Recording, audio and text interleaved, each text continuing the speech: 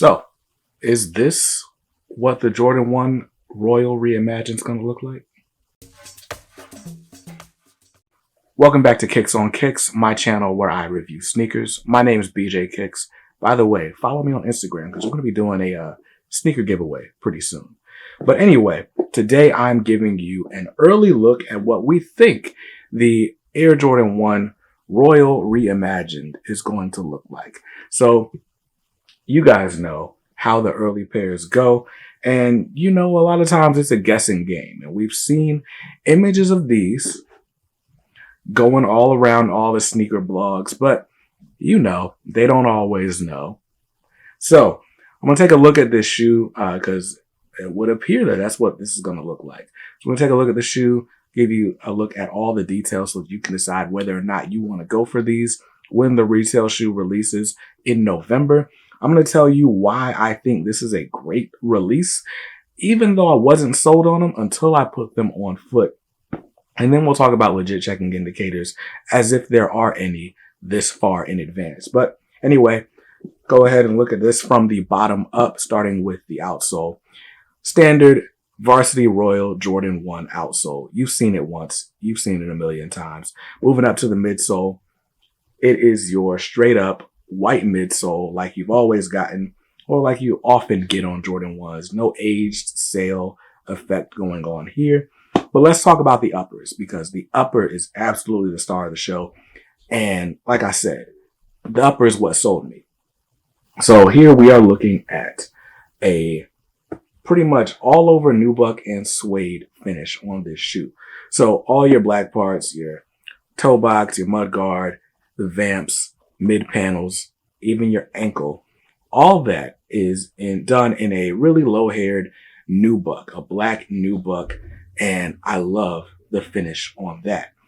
And then on all your blue parts, you've actually got everything done in a royal blue suede, and it's a pretty fuzzy suede. I wouldn't go as far as to call it a high-haired suede like those Canyon Purple Jordan 4s, but it's relatively close.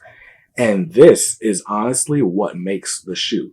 Now, I can't even lie. When I got these in hand, I was like, I'm not really impressed with the suede. I like the Royals. I love royal blue as a color. I wear my leather Royal ones pretty often. But this, there was something about it that just wasn't quite hitting for me until I got them, I laced them up, and I put them on feet. And on feet, this shoe is so comfortable. This suede is really soft. It doesn't require any kind of break-in time. It's not rough. It's not like, you know how your leather shoes, like they feel stiff. None of that. This is super soft, super pliable. Even the nubuck or the nubuck here, it's not that super tough Durabuck like you get on Jordan 4s. Your foot can flex in this shoe. And yo, I honestly want to wear these all day. Like, it's probably the closest thing to those fly knit Jordan 1s they came out with, 2015? Anyway, this shoe is great on feet.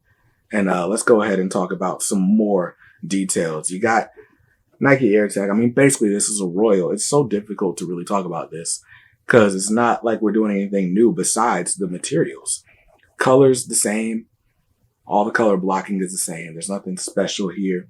All we can really do is speculate and gossip about what we see in DJ Khaled with, because what he appeared to have on looked a little bit different than this.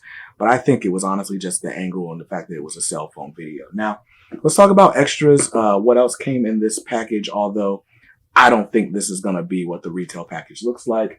I did get some of these royal blue shoelaces in the little cardboard box because we've been getting those here lately.